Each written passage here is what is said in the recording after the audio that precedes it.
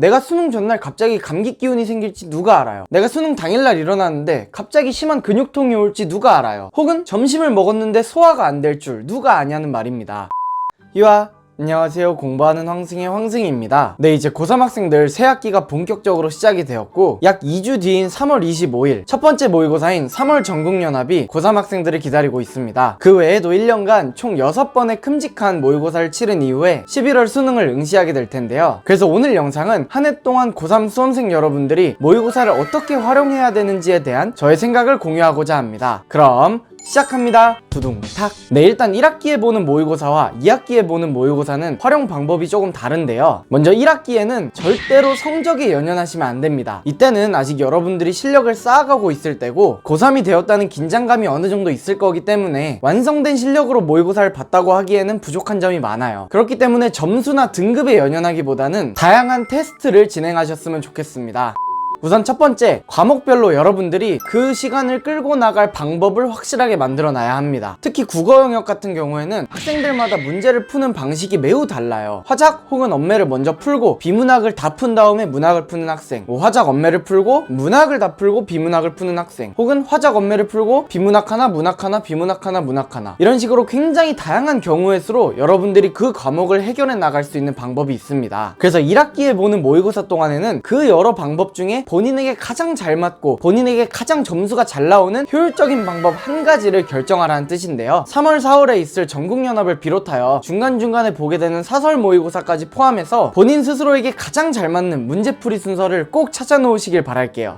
두 번째로는 다양한 상황을 시뮬레이션 해보는 겁니다. 제가 수능과 관련해서는 늘 강조하는 점인데요. 변수를 가장 줄이는 게 중요합니다. 처음 가보는 장소에서 처음 보는 사람들과 처음 쓰는 필기구로 시험을 보는 거기 때문에 조금이라도 낯선 느낌이 들면은 굉장히 큰 영향으로 다가와요. 그렇기 때문에 내가 예상할 수 있는 범위에서는 모든 경우를 준비해 놔야 합니다. 예를 들어 내가 수능 전날 갑자기 감기 기운이 생길지 누가 알아요? 내가 수능 당일날 일어났는데 갑자기 심한 근육통이 올지 누가 알아요? 혹은 점심을 먹었는데 소화가 안 될 줄 누가 아냐는 말입니다. 이런 식으로 좀 유난 떤다고 할 수도 있지만 여러분들이 예측할 수 있는 모든 돌발 상황을 일단은 실험해보는 거예요. 저 같은 경우에도 실제로 3월 모의고사에는 진통제를 먹고 모의고사를 보기도 했고요. 4월 모의고사에는 소화제를 먹고 시험을 보기도 했고요. 7월 달에는 약간 졸음이 유발되는 근이완제를 먹고 시험을 보기도 했어요. 남들이 보기에는 뭐 이렇게 유난 떠냐, 그렇게 예민하냐 이렇게 얘기할 수도 있지만 사람일 아무도 모르는 거잖아요. 저는 실제로 수능 일주일 전에 물도 못 마실 정도의 복통을 느껴서 일주일 내내 거의 아무것도 못 먹는 상태에서 수능을 보러 갔어요. 최상의 컨디션이 아니었음에도 불구하고 제가 멘탈을 잡고 수능을 볼 수 있었던 이유는 미리 대비를 했기 때문입니다. 어느 정도 내가 속이 안 좋을 때를 예상을 했다는 뜻이에요. 그렇기 때문에 여러 가지 상황을 예측해서 미리 시뮬레이션을 해보는 걸 강력하게 추천합니다.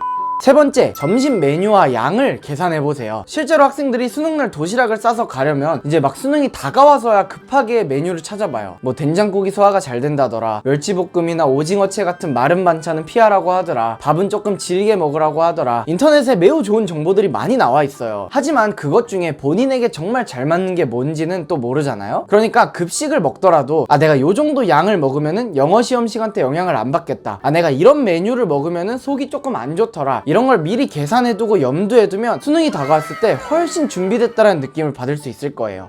그렇게 해서 3, 4, 5월 동안 1차적으로 테스트한 결과를 6월 평가원 모의고사 때 확인해 보시기 바랍니다. 그렇게 6월 평가원 모의고사를 통해 찾은 부족한 점을 7, 8월 동안 더 보완해 나가시길 바랍니다.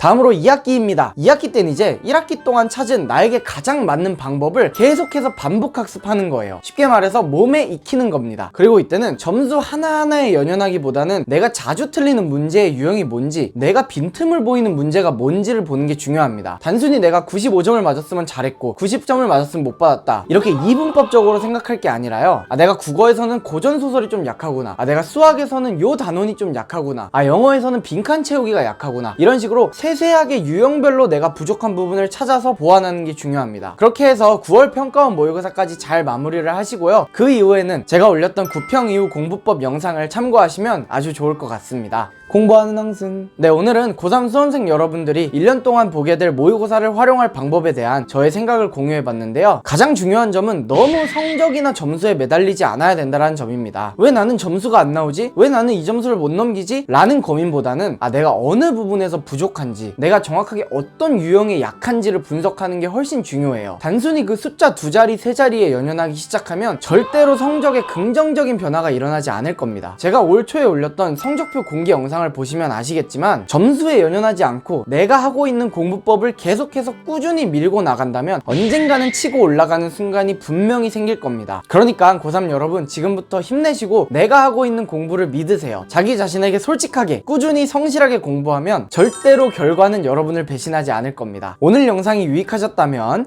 구독과 좋아요 부탁드립니다. 감사합니다.